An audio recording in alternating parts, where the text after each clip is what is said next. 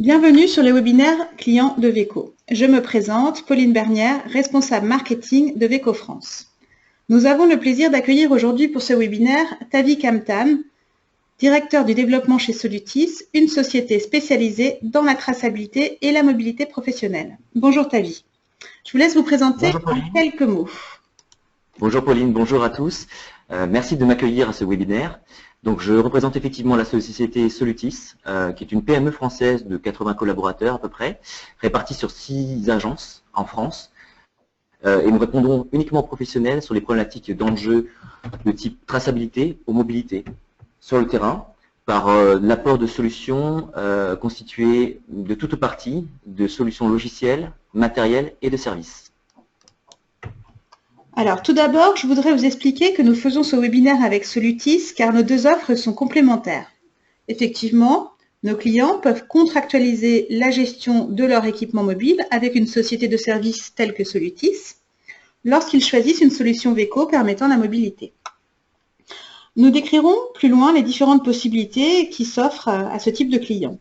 Ce webinaire présentera les choix qui s'offrent à vous et les bonnes pratiques pour gérer une flotte d'équipements mobiles. Nous commencerons par identifier les solutions de mobilité de l'informatique embarquée. Ensuite, Tavi abordera les offres d'équipements et de services en se focalisant sur deux offres, l'offre grand public et professionnelle, pour finir par le Mobile Device Management. Alors, pourquoi ce webinaire aujourd'hui ? Eh bien parce que la gestion des équipements mobiles va devenir une nécessité pour les professionnels du transport routier et de la logistique. En effet, de plus en plus d'applications professionnelles sortent sous Android afin de permettre aux utilisateurs d'installer facilement des applications sur des équipements grand public ou professionnels. eDate estime qu'environ 75% des smartphones fonctionnent sous Android. Le lancement en mars 2015 de Google for Work confirme l'engouement des sociétés pour ce type de solution, tout en pouvant isoler l'usage des applications personnelles et professionnelles.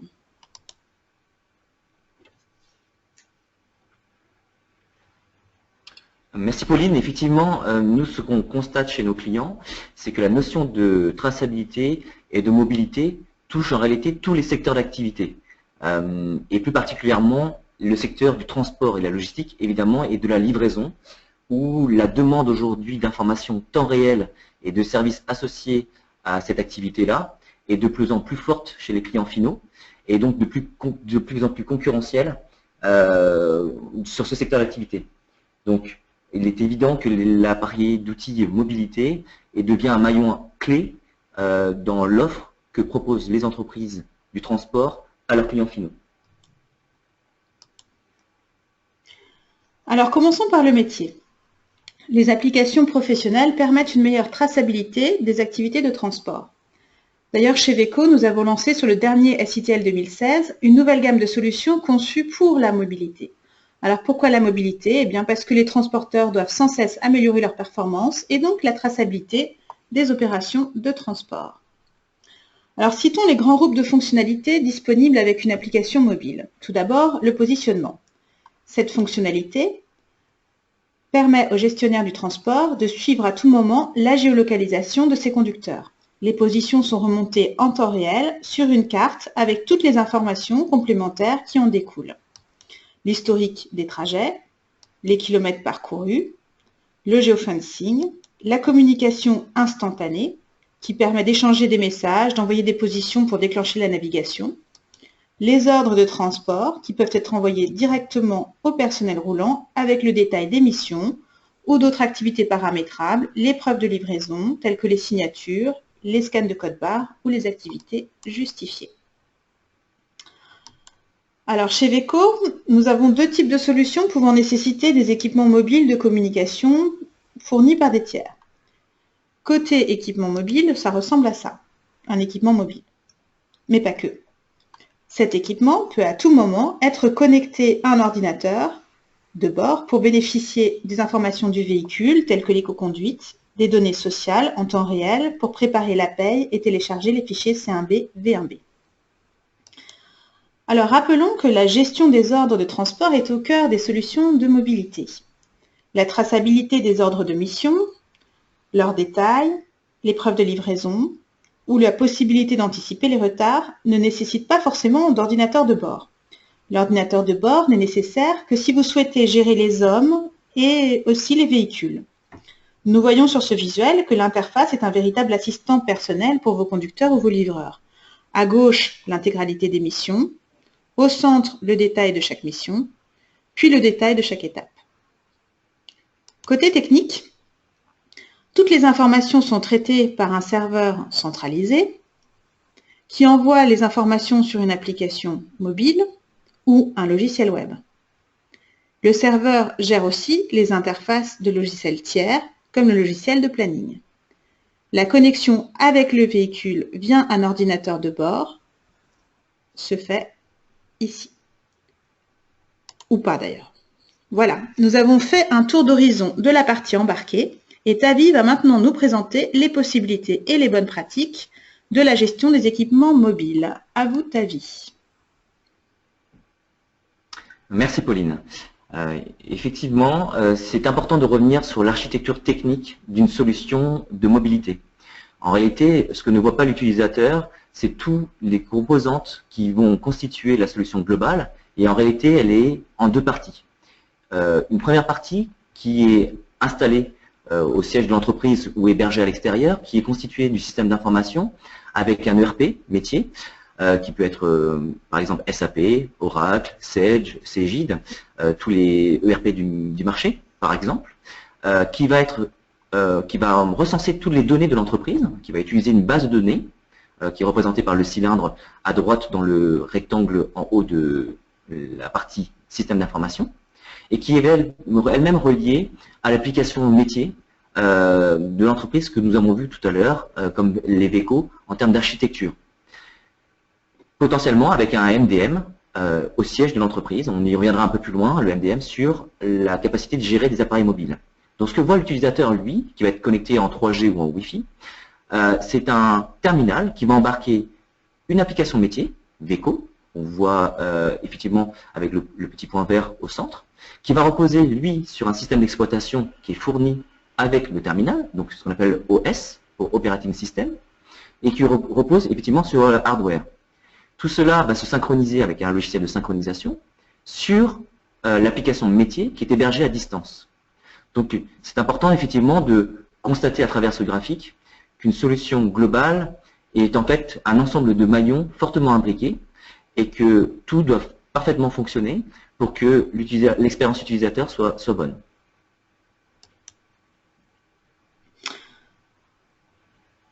Alors effectivement, le choix de l'équipement, et c'était une bonne transition, puisqu'une fois que l'on a l'architecture, quel choix d'équipement mobile nous allons faire? Grand public ou professionnel? Aujourd'hui, sur le marché, 3 types d'équipements s'offrent à vous. Il y a des équipements du type grand public, ce que vous connaissez comme les smartphones, on va dire, de marque Samsung, Apple ou autre. Il y a la notion du Bring Your Own Device, c'est-à-dire que vous allez installer l'application métier de type VECO sur un appareil qui appartient à votre collaborateur, donc ce n'est pas vous qui lui fournissez. Et le troisième choix, c'est d'équiper vos collaborateurs avec du matériel professionnel durci, dit professionnel. Voilà. Alors, en réalité, dans le milieu du transport, le Bring Your Own Device n'est pas réellement utilisé. Donc, on ne va pas s'attarder sur ce sujet-là, puisqu'aujourd'hui, la plupart des transporteurs équipent leurs chauffeurs avec déjà à minima un téléphone. Donc, quels sont les critères que nous avons pris en compte pour essayer de vous aider à choisir tel ou tel équipement et à investir sur l'outil de mobilité? Nous pensons qu'il y en a 3. La sécurité, tout d'abord, la notion d'autonomie, pérennité et puis l'ergonomie, et puis évidemment la notion de coût qui est important dans l'investissement pour une entreprise. Nous allons commencer donc par la sécurité. Aujourd'hui, au même titre que vous sécurisez votre entreprise au niveau des accès physiques à l'entreprise, aux accès logiques par des identifiants, par exemple au serveur, au poste de travail, par des notions de sécurité, la mise en place de firewall pour protéger votre entreprise, et ben, c'est exactement la même chose, puisqu'en fait, même si l'appareil est donné au collaborateur qui est hors des 4 murs de votre entreprise physiquement, il est en réalité relié informatiquement à l'ensemble de l'entreprise. C'est un peu comme si aujourd'hui, vous mettiez une porte blindée à votre maison, mais que vous ne sécurisiez pas la fenêtre. Donc c'est sur le même principe, chaque maillon de votre système d'information doit être sécurisé.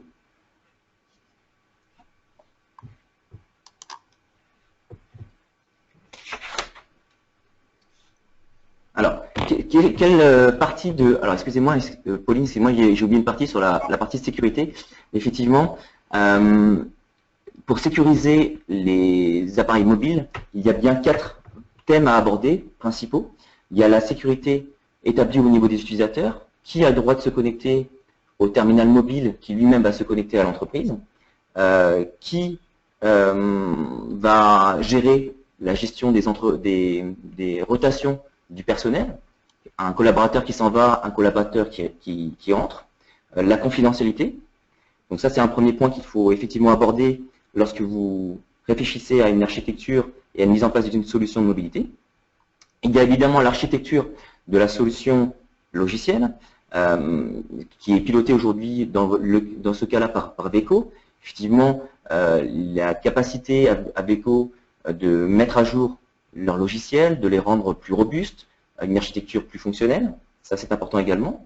Il y a la notion de la gestion du parc, on va y revenir tout à l'heure, mais qui permet justement de mettre à jour les terminaux mobiles des applications que sont le système d'exploitation ou l'application métier Veeco à distance. Donc plus vous aurez de réactivité dans la mise à jour de ces logiciels, plus vos appareils mobiles distants seront sécurisés.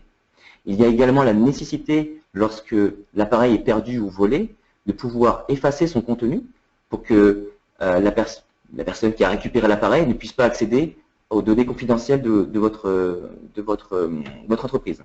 Donc voilà pour la partie sécurité.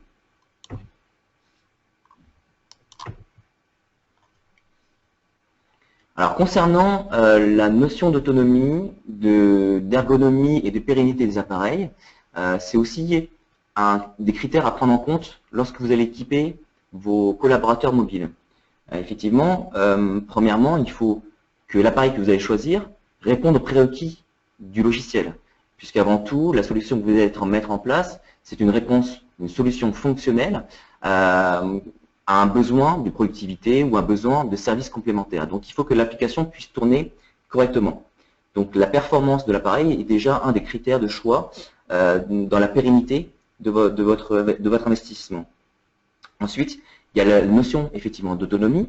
C'est un appareil qui va être utilisé toute une journée de travail, en mobilité, pas nécessairement avec de quoi le recharger, si on n'a pas prévu de recharger dans le véhicule ou si le chauffeur n'en a pas la possibilité. Donc ça veut dire que l'appareil doit être capable de tenir une journée de travail, mais une journée de travail, pas uniquement par des appels, mais avec des notions d'utilisation des périphériques comme le scanner lecteur code barre, la nécessité de passer effectivement des appels, la notion de GPS potentiellement, donc des fonctionnalités qui vont puiser sur la batterie.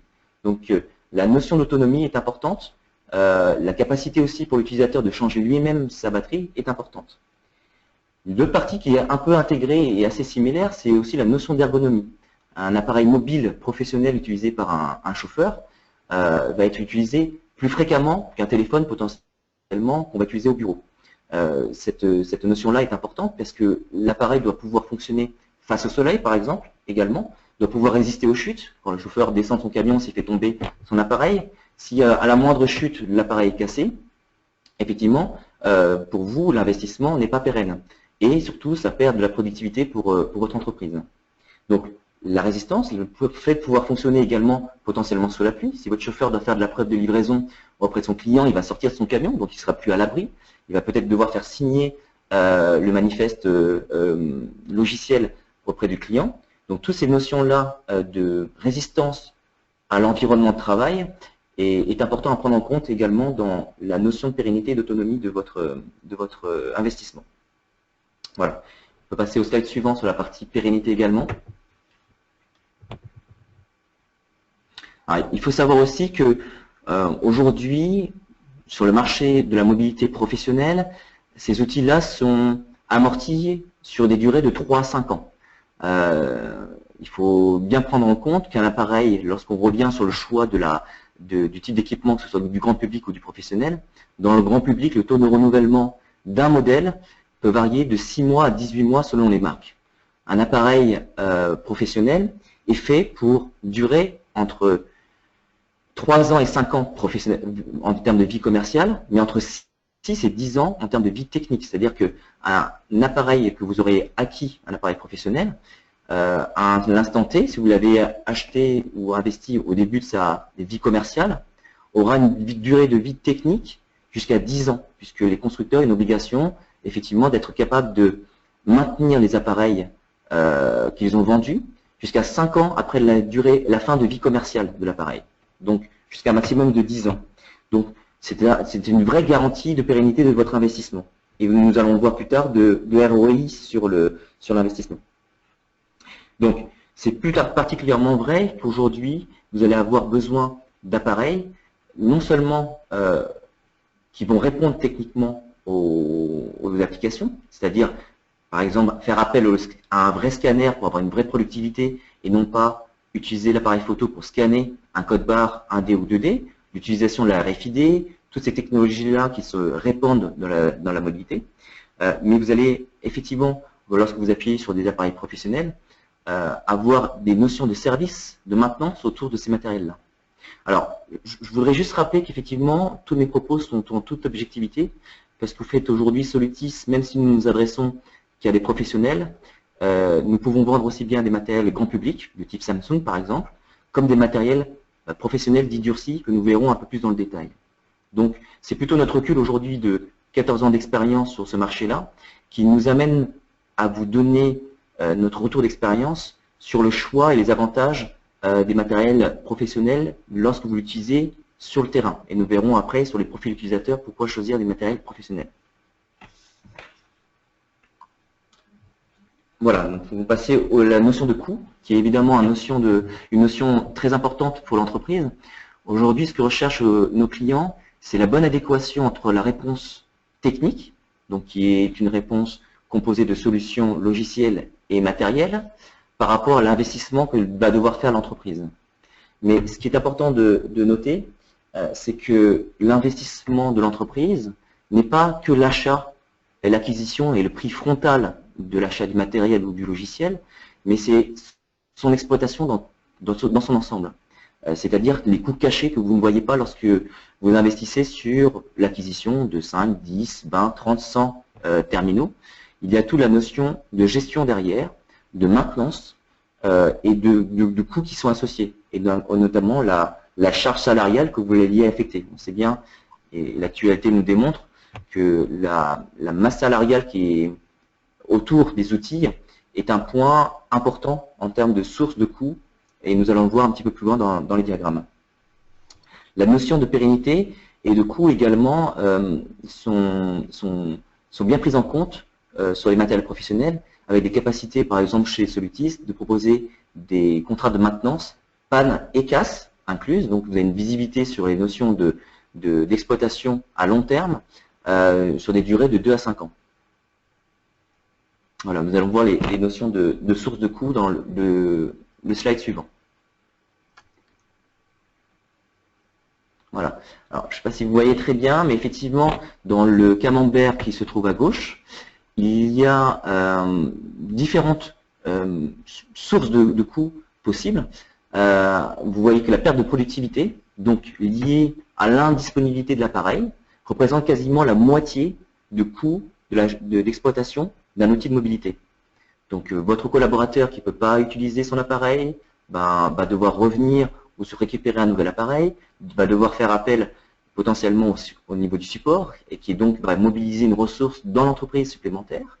Donc cette perte de productivité est une notion de coût qui n'apparaît pas à l'achat du matériel.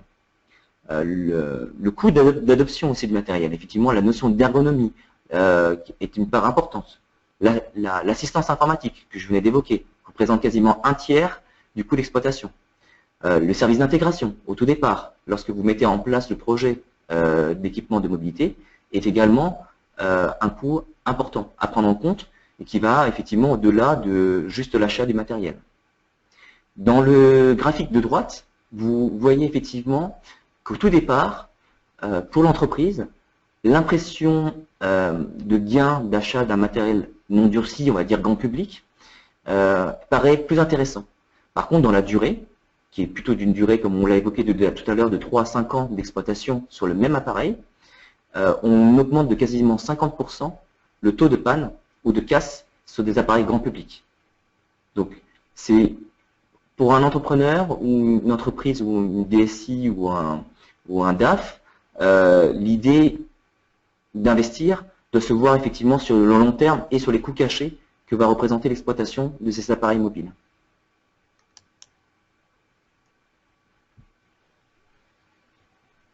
Voilà. Et effectivement, comme je vous l'ai dit, ce outil peut équiper de matériel grand public comme de matériel professionnel. On n'équipe pas nos clients de la même manière en fonction des utilisateurs et de son usage. C'est évident qu'un collaborateur qui peut être une personne qui travaille au siège de l'entreprise, dans les bureaux, peut nécessairement utiliser un appareil grand public sans aucun problème, puisqu'il aura à proximité des prises pour recharger son téléphone. Il n'est pas amené à aller sur le terrain, à faire tomber potentiellement sur du béton, à l'extérieur, dans des flaques d'eau, ou à 1m20 en descendant du camion, son appareil mobile. Et donc, effectivement, il est plutôt dans le critère col blanc, avec un usage en temps réel d'usage de l'appareil inférieur à 3 heures réelles par jour. Donc un appareil grand public peut tout à fait convenir. En revanche, un utilisateur comme un chauffeur, par exemple, comme c'est le cas aujourd'hui dans ce webinaire, lui va quitter son dépôt ou va prendre son service le matin, va pas revenir au bureau. Potentiellement, il pourrait recharger dans le véhicule. Donc il faut effectivement réfléchir aux notions de chargement en mobilité. Mais il va être de toute façon contraint à un environnement de travail qui ne sera pas celui du bureau. Là, le choix d'un matériel dit professionnel durci va être pertinent. D'autant que lui, il va avoir à scanner potentiellement plus fréquemment les colis, plus fréquemment prendre des photos sur des preuves de livraison ou des colis qui seraient arrivés abîmés, etc. Donc, un appareil de bonne qualité, un appareil photo de bonne qualité ou un scanner va augmenter sa productivité. Donc c'est l'environnement et l'usage est un critère à prendre en compte également dans le choix de l'équipement.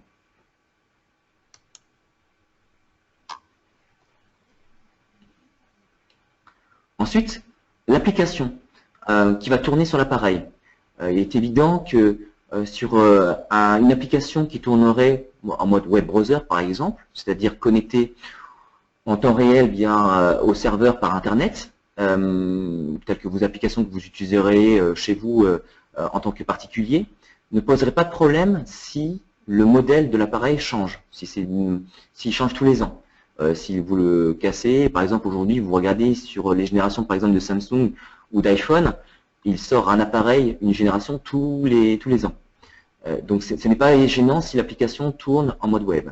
En revanche, si on utilise un appareil professionnel pour une application professionnelle qui va être installée sur l'appareil, là, le fait de changer d'environnement, donc je parle de couche applicative de l'appareil grand public, hein, on sait qu'Android sort une version quasiment tous les 6 mois, si ce n'est pas moins en termes de migration, de mise à jour mineure ou majeure. Là, la complexité pour votre entreprise, c'est d'être capable de maintenir l'application avec le nouvel environnement. L'avantage des appareils professionnels, c'est qu'ils sont stabilisés sur une version du système d'exploitation qui permet de vous garantir la bonne compatibilité de l'application métier, VECO, avec son environnement logiciel, système d'exploitation, Android, puisqu'on a parlé d'Android tout à l'heure, qui représente aujourd'hui 75% des parts de marché de la mobilité sur les terminaux type PDA ou smartphone.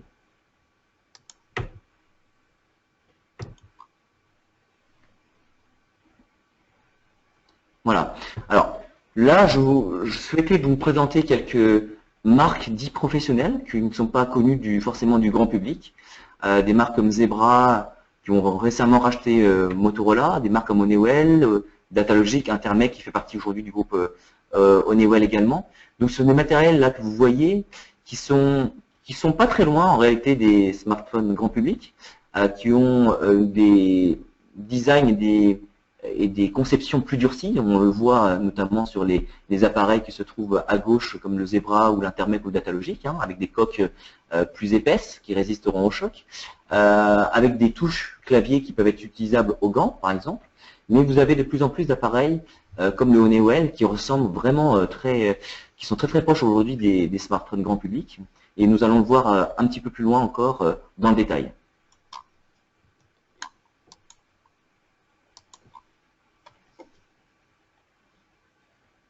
Alors, une fois encore, l'objectivité de mes propos vient de notre recul et de l'usage des terminaux dans le milieu professionnel.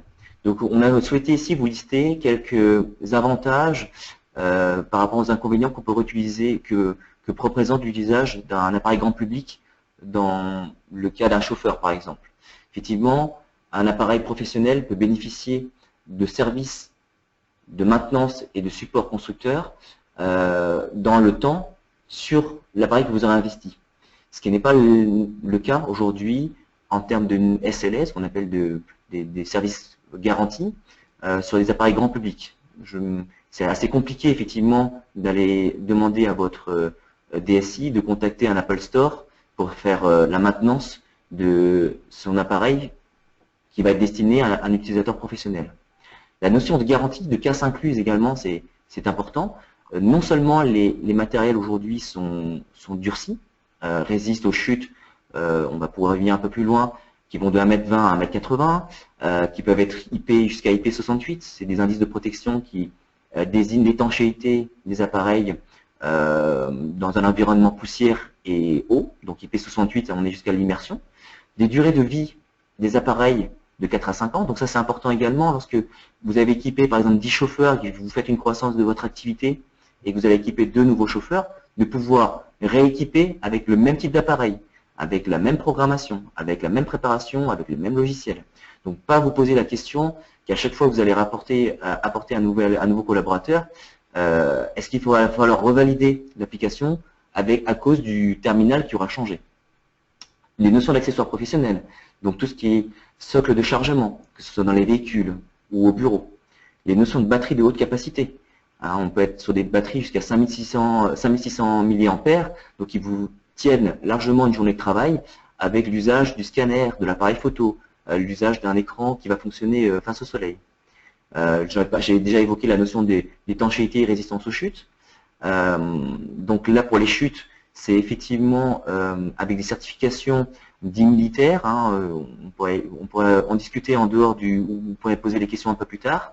Mais effectivement, les notions de certificat, c'est important également. Et puis la notion de MDM. Donc voilà, voilà en gros les critères.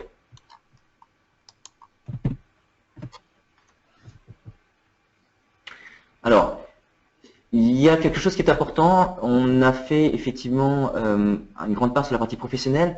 On sait que l'achat d'un matériel grand public repose sur des critères qui ne sont pas forcément rationnels, comme le design du téléphone, sa notion de compact, sa notion de légèreté, son coût plutôt abordable. Et puis, les professionnels, eux, vont rechercher plutôt la solidité, la pérennité de l'investissement, l'autonomie d'usage de l'appareil et sa lecture laser. Aujourd'hui, il y a une convergence des deux mondes, c'est-à-dire que les constructeurs professionnels ont bien entendu les attentes du marché, de l'utilisateur plutôt, et ont conçu des appareils qui allient aujourd'hui le meilleur des deux mondes.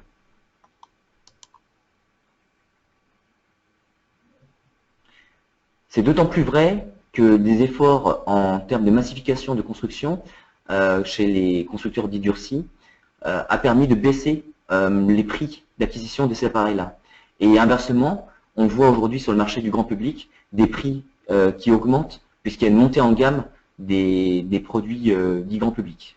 Là, on va vous donner un exemple assez flagrant. Quand on regarde un appareil aujourd'hui durci du type TC55 de chez Zebra, ça vaut grosso modo 830 € à l'acquisition, là où un Galaxy S7 vaut 800 €. Donc il y a une vraie convergence des prix des appareils entre les appareils grand public et les appareils professionnels. Alors, je pense que au niveau du choix de l'équipement, les choses deviennent plus claires. Mais quand on regarde la gestion opérationnelle, par exemple, quelle application autoriser ou pas, comment gérer les mises à jour, c'est quand même encore un peu plus complexe. Alors, comment ça marche tout ça?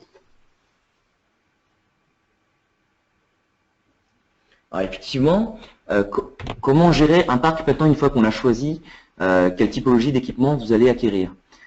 Donc, comme on l'a évoqué tout à l'heure, la notion de gestion de votre flotte mobile représente un coût pour l'entreprise, que ce soit dans son pilotage pour les mises à jour, pour sécuriser les appareils mobiles par rapport aux accès aux données de l'entreprise, comme pour sa maintenance. Alors, il existe aujourd'hui des applications ou des logiciels sur le marché qu'on appelle MDM, pour Mobile Device Management, qui sont donc des logiciels qui vont gérer un certain nombre de fonctionnalités auprès des appareils mobiles et de vos collaborateurs qui sont itinérants. Donc la gestion du parc en elle-même, son inventaire, sa capacité à repérer le numéro de série, la date à laquelle ils ont été mis en service, leur fin de maintenance, etc. La notion de support, qui est très importante, la capacité pour votre DSI ou un service tiers d'apporter du support à votre collaborateur qui est sur le terrain. Donc, lui, il n'a pas la capacité, s'il est à 500 km, de revenir à la DSI. Il faut qu'il soit maintenable à distance. Donc, par exemple, par la prise en main à distance de l'appareil, par le support technique chez vous, sur l'appareil mobile qui est sur le terrain avec votre collaborateur. La notion de sécurisation, de dire comment on y donne accès à cet appareil-là, à quoi on donne accès, à quelle application. Il peut y avoir plusieurs applications de métier sur le même terminal, par exemple. Un utilisateur peut avoir accès qu'à une partie des applications. Pouvoir également supprimer à distance les données si l'appareil est déclaré perdu, par exemple. Ça, c'est des choses qui sont faites à partir d'un Mobile Device Management. La notion de synchronisation, la synchronisation des données, qu'on a évoqué tout à l'heure entre les données d'entreprise, les données de l'application. Donc ça aussi, c'est quelque chose qui peut être géré à travers cet outil-là de gestion de parc. La notion de reporting, de voir le nombre de pannes, le taux d'utilisation, le taux d'occupation, la notion d'espace disponible sur l'appareil, l'usage de la batterie, etc. La notion de tracking également, qui est possible à travers ces appareils-là, pour savoir où se trouve l'appareil en cas de nécessité. Récupérer aussi ces informations-là potentiellement pour les exploiter, de dire voilà quel a été le parcours de mon utilisateur, comment optimiser sa tournée pour mieux évidemment économiser l'essence. C'est aussi d'actualité en ce moment.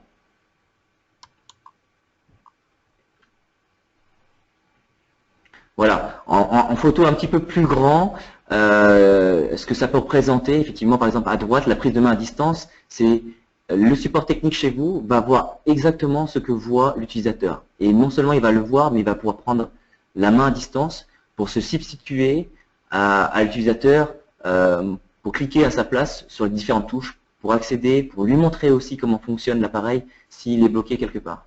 Donc c'est important. Alors la notion de MDM, c'est un outil qui doit faire partie d'un projet à part entière.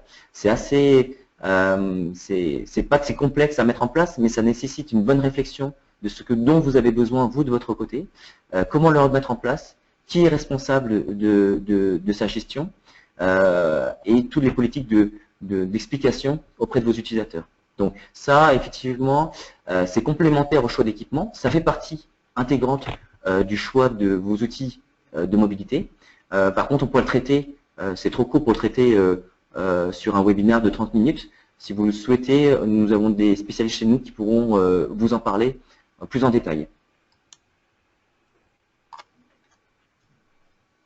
Voilà. Et quoi qu'il en soit, effectivement, là, c'est une analyse de VDC Research Group qui démontre effectivement qu'un appareil non géré par un MDM coûte à peu près 9 fois plus cher qu'un appareil qui est géré par un MDM. Parce que tous les postes qui vont y être affectés, par exemple la ressource humaine qui va devoir s'occuper de la maintenance de l'appareil, le fait que l'utilisateur n'est plus à disponibilité son outil de travail, tout cela représente des coûts, ça a été calculé et démontré qu'effectivement ça coûte de l'argent à l'entreprise de ne pas mettre d'outils en place pour gérer ces pannes ou sa maintenance. Donc le ROI peut être calculé d'entreprise par entreprise.